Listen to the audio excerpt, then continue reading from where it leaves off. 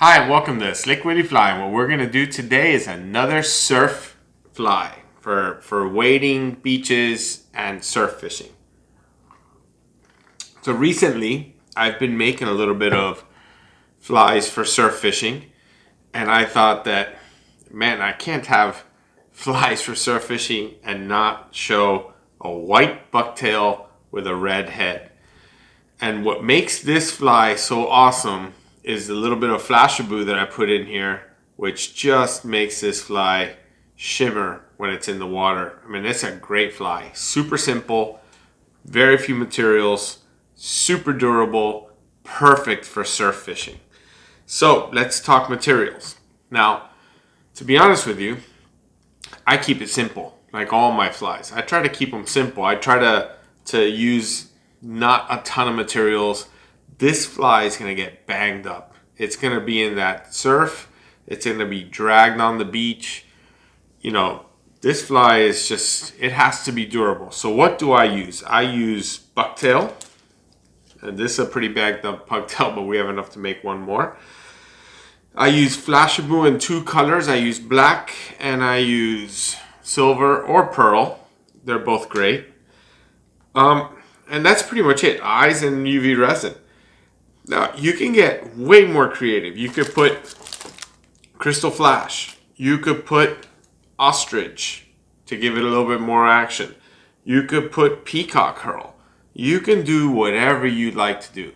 But I know that in that super turbulent water, less is more. All I'm looking for is this good baitfish size. Size, I think, is super key. I need a little bit of shimmer, so that Flashabou in there is going to give me all the shimmer I need. And I need it to be durable, and that's why I have this UV resin head. So I'm going to tie this on a size 2 hook.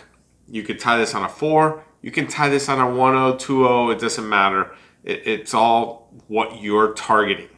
So let's change the camera angle. I haven't pre-prepped anything because it's a super simple tie. Again, let's change the camera angle and let's tie this fly. Okay, so we're just going to pop this out of the vise, and now we're going to put in a number 2 Mustad hook. And this is a stainless steel hook because my intention is to use this fly in South Florida for snook.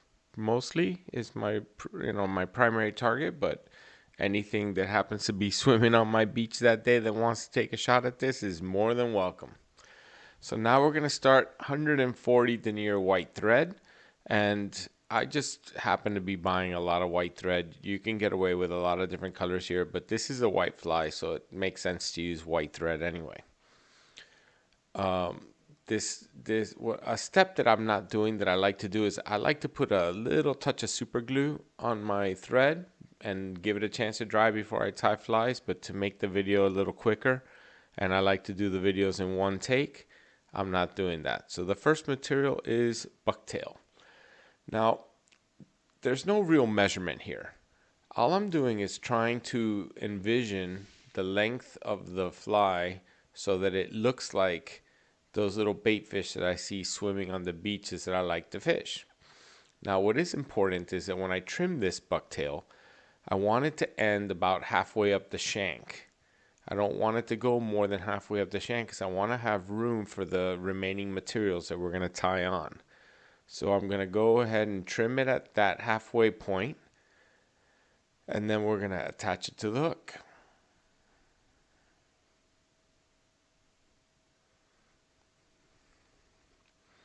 Now when I attach it, like I do all the materials that I attach, I'm going to give it 2 loose wraps. I'm going to make sure that I like the way it's sitting, that I like the length. I'm going to make sure that it's covering around the hook nicely. And once I'm happy, then I just crank it tight. And you got to be careful to miss the point of the hook. I got lucky there, but I'm also using a good strong 140 denier, but it's a bad habit. Sometimes I get a little reckless. I get a little too quick, and I have a tendency of snagging that point, and you pay the price for that. Promise you, I've broken enough thread or broken off enough thread that I should know better. So the next material is going to be that Flashabou that we spoke about. We're going to use a silver, and you don't need a lot. I've said it a million times. Less is more. You do not need a lot of thread. I'm sorry, Flashabou, especially at this point, because I'm going to end up putting more Flashabou on in a minute here. So I'm just going to pick out a little bit of Flashabou. I'm cutting it in a way, I know it's off the screen, but it's just such a messy thing. There's just going to be flash floating around everywhere now, mixing in with the bucktail that's floating around everywhere. So all I'm going to do is I'm going to find about the center of this clump, and I'm going to put the center in my tie-in point, which is where the thread is hanging. And I'm going to just give it a couple loose wraps, making sure that I like where it's sitting. And what I'm looking for is that it's sitting just on top. And then I'm going to fold it over like you saw. And now I'm going to crank it tight. And I realize this looks a little messy. Nothing to worry about. This is all going to get cleaned up. And by folding it over that way, you really, really make it durable. You make this very tough for that flash to get ripped out. So the next material is another small clump of bucktail. And this time, the trimming is going to be a little different. So now we're going to start to consider the shape of a baitfish, the profile. So we're going to make this bucktail be not quite as long as the first tail piece. And the trim spot is going to be just behind the eye of the hook. So we're going to consider this very carefully. And we're going to trim it up so that when you attach this to the hook, you do not cover the eye of the hook. Just like that. And you see that little spin I gave the bobbin? That makes the thread naturally curl towards my fingers, making that much easier to attach. You see me do that often in my videos.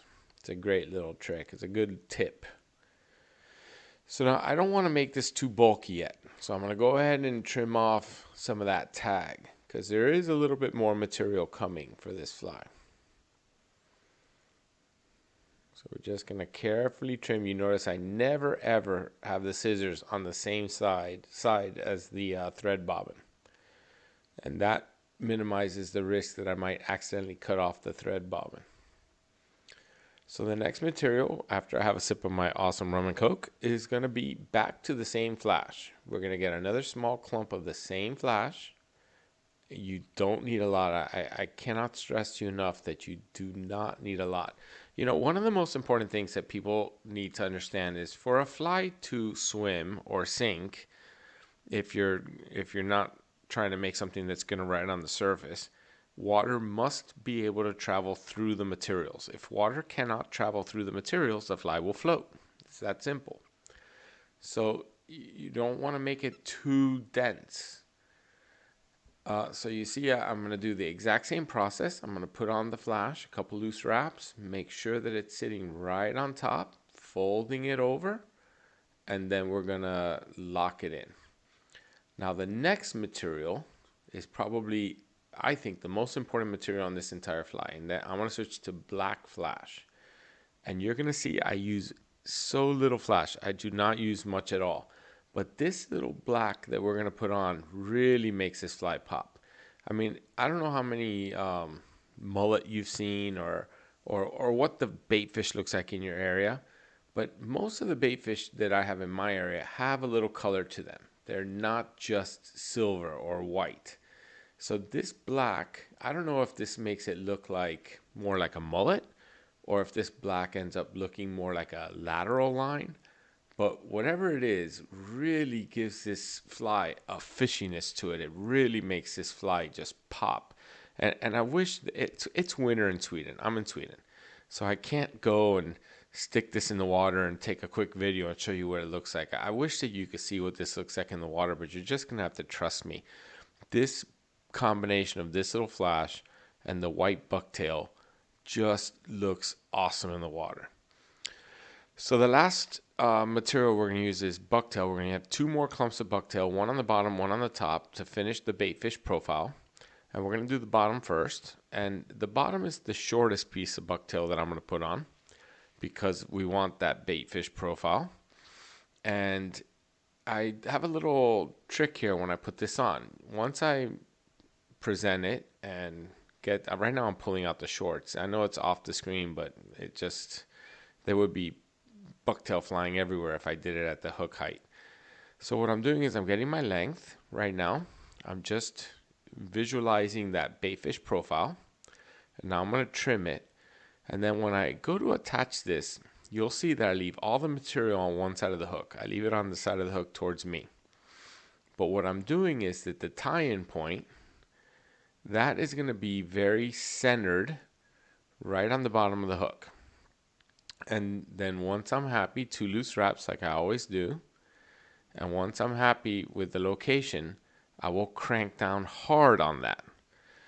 And once I crank down hard, then it's simple. Just take a needle. Right now I'm cranking down hard on it. Now I'm going to get a needle and I'm just going to nicely distribute the bucktail to both sides of the hook. Super simple. You don't need to fight the bucktail to try and get it on perfectly before you attach it. That trick works great every time. So now it's going to be the last clump of bucktail. And this one will be longer than the bottom, but shorter than the previous clumps of bucktail that had gone on. Because again, we're just trying to make that profile. We're trying to get the right shape and length. Because I honestly think that, especially surf fishing in that turbulent water, that the size of the fly is very important. It can't be an unnaturally large looking bait fish. I think that they'll just find something that's more what they see every day, if you understand what I mean. So we're just gonna trim it up like we did all the other pieces of bucktail.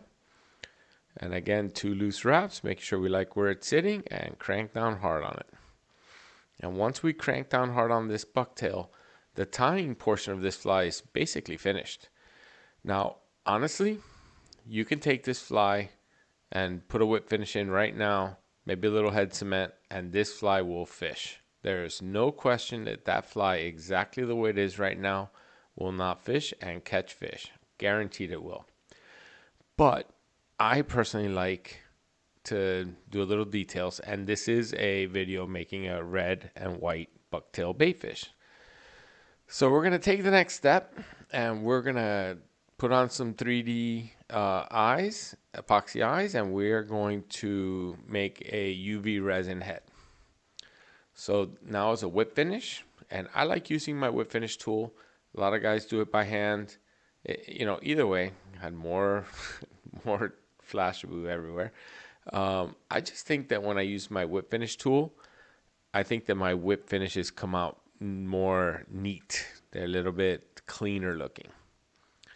So the eyes that I'm going to put on are 8 millimeter. A lot of times the eyes don't, all the eyes have like a little bit of a, not glue, a little bit of adhesive on the backside.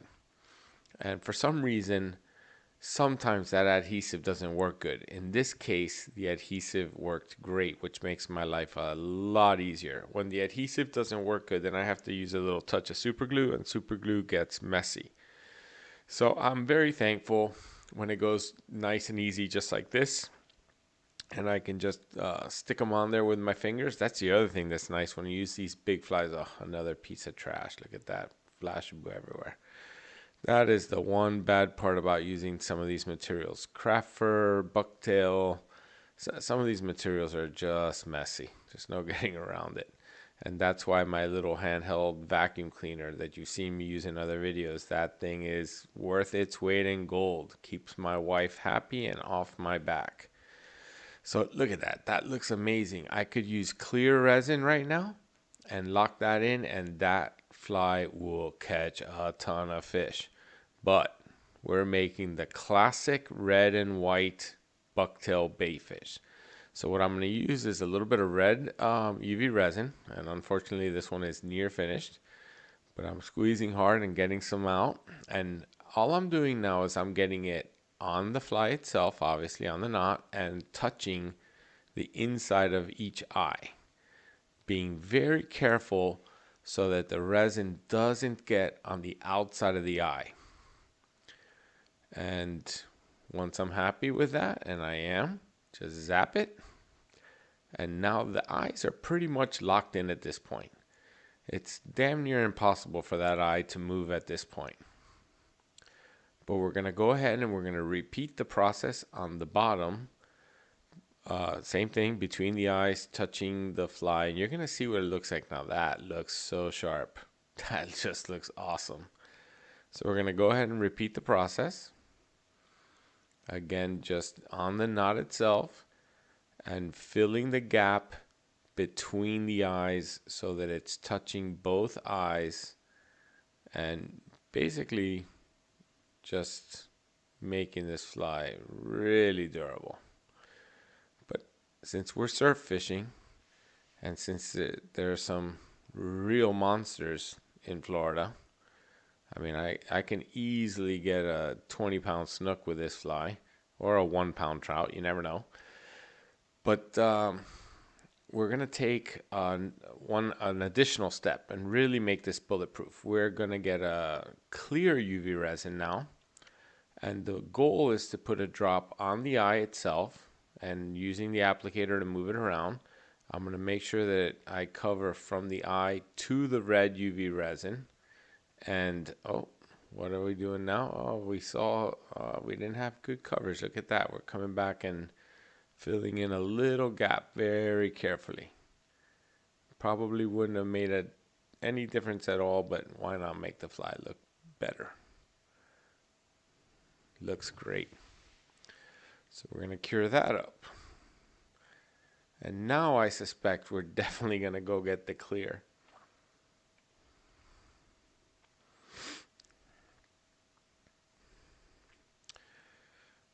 All right, switching to making sure it cures.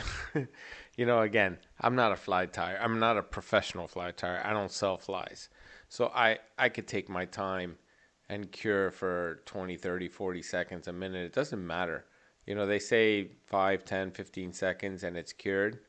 But obviously I give it more time. For me, I think this is a thick application. So I really want to make sure it's cured. So now I'm sure I'm going for my clear. And we're going to put it right on the eye itself. There we go. This isn't thick or thin. This is just the original kind of viscosity. And we're going to go ahead and put it on the eye. And then we're going to use that little plastic tip to move it around a little.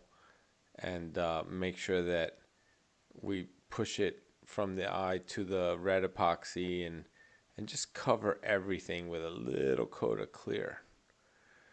And then we're going to take our time and use gravity and use all the laws of physics and spin this fly up nicely and just make that just look awesome. You can absolutely use UV resin with a non-rotary vise. You can. It's just going to be a little tougher because I'll be honest with you, being able to spin these flies makes a big difference. When you spin these flies, and I like to spin in both directions. Right now, I'm not actually applying more there. I was just using the nozzle to move it around. But when you're able to spin a fly like this, you really just create this perfectly uniform little shell. It just looks so good. It ends up looking so even and just awesome. And you're not in any rush. You see, I'm just taking my time, making sure the eye of the hook was clear. And man, that looks sharp. And by doing that layer of clear over everything, this fly is absolutely bulletproof. The only way you can hurt this fly is if you rip out all the bucktail, taking it out of a fish's mouth. You got to grab the hook and not the bucktail when you're removing the hook from a fish. But otherwise, this fly looks awesome, and this fly is done and ready to fish. Hey, so there it is. This is just a baitfish, bucktail baitfish, in a classic color, red head, white body, an absolute classic color. If you make this fly and you think something's too long, don't just snip it off. Come in at an angle and just kind of run your scissors in there. You notice I don't even cut. I just kind of running my scissors in, and that keeps everything looking a little bit more natural. Don't forget to hit the like and subscribe. Thank you so much for watching. I'm probably gonna do one more fly for surf fishing, and then we'll switch into something else. But thanks again for watching. Good luck catching. See you on the next video.